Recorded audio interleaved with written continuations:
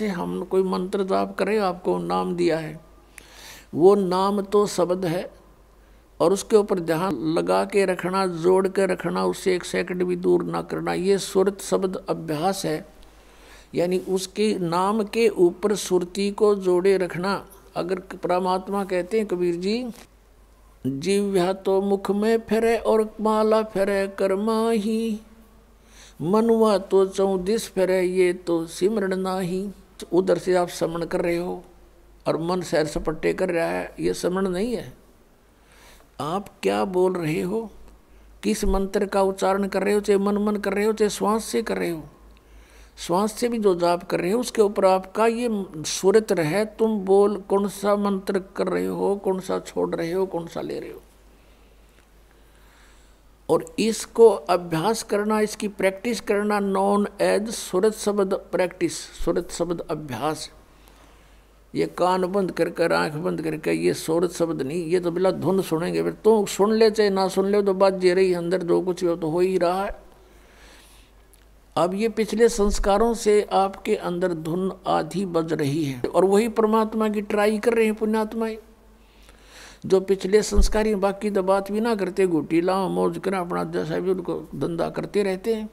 तो आपके अंदर पहले से ही विद्यमान है वो, जो कुछ भी आपको ये अनजान गुरु सुनवाया करते थे, धुन सुन ले धुन सुन ले। अब जैसे आपके बैंक में, अकाउंट में, आपके खाते में, आपकी कॉपी में और 1 लाख रुपया जमा हो गया, उस 1 लाख रुपए को आप चाहे डेली देख लो उस पुस्तक बैंक की कॉपी में, रोज देख लो, चाहे सारा दिन देखते रहो, वो तो 1 लाख जमा ही है आपके। और आगे कोई आप व्यवसाय नहीं करोगे, नौकरी मजदूरी नहीं करोगे, तो वो 1 लाख में तो घटेंगे, बढ़े को नहीं। तो यू दिस इज मेडिटेशन। इस मेडिटेशन में आप सुनना चाहते हो, कुछ देखना चाहते हो। जैसे सतयुग त्रेता द्वापर में परमात्मा ने काल को इसलिए छूट दे दी थी कि उन दिनों में घने पुण्यकर्मी प्राणियों का जन्म होता है उस युगों में, और वो पिछले पुण्यकर्मी संस्कारी साधक होते हैं। प्रत्येक, चाहे कोई गरीब है चाहे अमीर है, चाहे कोई किसी वर्ण में जन्मा होता है, वो सभी भक्ति किया करते हैं उन युगों में। और उनका ध्यान लगता है, मेडिटेशन लग जाता है 1 सेकंड में। और व्हाट इज मेडिटेशन? मेडिटेशन है क्या उनका? जैसे हमारे शरीर में कमल बने हुए हैं, हमारी रीढ़ की हड्डी जो बैकबोन है, इसके अंदर की साइड में कमल बने हुए हैं, यानी कमल चक्कर बने हुए हैं। जैसे एक टेलीविज़न के अंदर चैनल होते हैं, और जो भी चैनल ऑन कर दिया जाता है तो उस चैनल में जो कार्यक्रम दिखाई देता है वो कहीं और स्थान पर विद्यमान है, और वहाँ से रिले होकर के वो सिर्फ दिखा रहा है कि ये चैनल में वहाँ ये कार्य हो रहा है। तो ऐसे ही हमारे शरीर के अंदर चैनल हैं, मूल कमल, फिर उससे 2 उंगल ऊपर स्वाद चक्र, फिर नाभि चक्र जिसको नाभि कमल भी कहते हैं, और फिर हृदय चक्र हृदय कमल, और फिर कंठ का चक्र कंठ कमल, और फिर त्रिकुटी का कमल, और फिर सहस्रार कमल। तो इस प्रकार हमारे शरीरों में चैनल बने हुए हैं, कमल है। और जो साधक होते हैं पुण्यकर्मी प्राणी, वही परमात्मा की खोज में कोई प्रयत्न करते हैं। तो पहले युगों में प्रत्येक व्यक्ति की समाधि हो लग जाती थी, मेडिटेशन हो जाता था। जो ट्राई करना चाहता था तो फिर वो ये सोच ले, उसको फिर अंदर क्या होता है, उसका कोई कमल पिछले पुण्यों से, पिछले संस्कार से खुल जाता है अभ्यास से। तो वो उस चैनल में क्या होता है कि जैसे फिल्म शुरू हो जाती है, फिल्म एक मूवी शुरू हो जाएगी, उस चैनल पर जहाँ से प्रोग्राम आ रहा है वो सारा दिखाई देना शुरू हो जाता है। कोई नाच रहा है, कोई गा रहा है, कहीं राजा की सवारी आ रही है, जैसे फिल्म चलती है।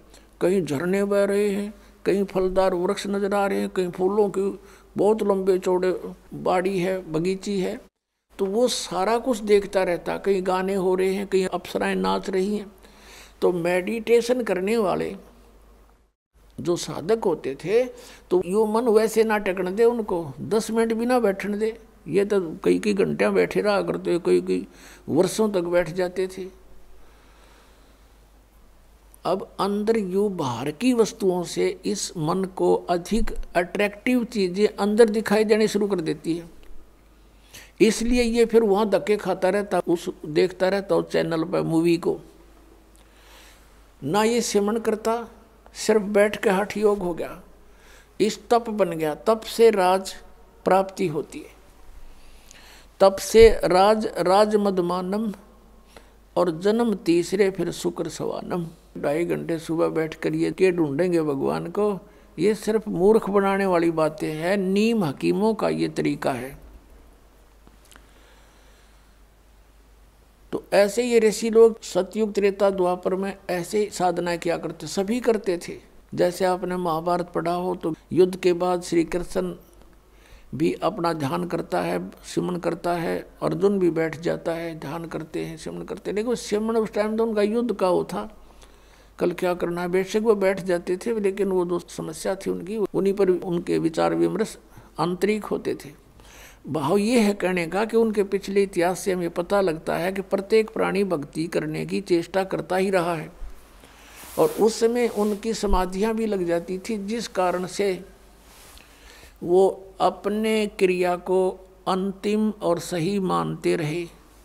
गीता जी अध्याय नंबर 4 के श्लोक नंबर 25 से लेकर 30 तक स्पष्ट किया है कि अर्जुन कोई देवताओं की पूजा करता है, कोई मेडिटेशन करता है, ध्यान लगाता है, कोई स्वाध्याय करता है, और कोई तीक्ष्ण अहिंसावादी व्रत रखता है, और कोई प्राणायाम करता है, कोई केवल योग आसन ही करता है, और सभी अपनी अपनी साधनाओं को पाप नाशक जानते हैं। फिर गीता जी अध्याय नंबर 4 के श्लोक 32 में कहा कि अर्जुन, ऐसी धार्मिक अनुष्ठानों की जानकारी विस्तार के साथ सच्चिदानंद घन ब्रह्म की वाणी में ब्रह्मणे मुखे, उसमें कही गई है सही विस्तार के साथ, परमेश्वर ने स्वयं आकर अपने मुख कमल से बोली है, वो साधना है सही, और वो है तत्व ज्ञान। चौथे अध्याय के 34वें श्लोक में कहा कि फिर उस तत्व ज्ञान को तू तत्वदर्शी संतों के पास जाकर समझ,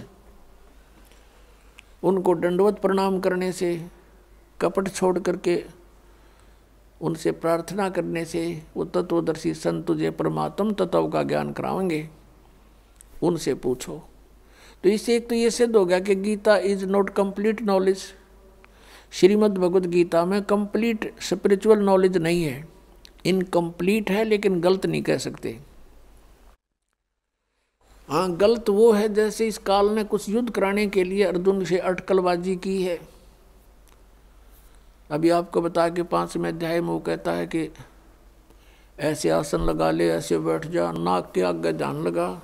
ये इसका अपना मत है, स्वयं कहता है ये मेरा मत है, और बाकी वेद ज्ञान है। अब जैसे इसने युद्ध कराने के लिए अर्जुन से कहा दूसरे अध्याय के 37 और 38 श्लोक में कि अर्जुन, लाभ हानि को छोड़ के और किसी जय पराजय की भी चिंता ना करके तो युद्ध कर ले। अब पहली तो बात समझ की है कि बिना बगैर लाभ हानि के कौन सिर फुड़वावे, और फिर तुरंत कहता है कि यदि तू युद्ध में जीत गया तो पूरी पृथ्वी का शासन प्राप्त होगा, राज भोगेगा, और यदि तू युद्ध में मारा गया तो स्वर्ग में जाएगा, तेरे दोनों हाथों में लड्डू हैं, युद्ध कर ले। बता, इसका कोई थ्योरी है? पहले में तो कह रहा है कि लाभ और हानि छोड़ कर युद्ध कर ले, हार जीत की भी चिंता ना करे, और तुरंत लाभ हानि बता रहा है कि यदि मारा गया तो स्वर्ग में जाएगा, और जीत गया तो पृथ्वी का शासन भोगेगा। बता, आप पे लाभ हानि बता रहा है, फिर क्या लाभ हानि मत सोचा। तो ये इसकी अटकलबाजी जो इस तरह की बकवाद इस काल ने युद्ध कराने के लिए की है कि किसी तरह यू नाश हो, वो करवा दिया इसने फिर।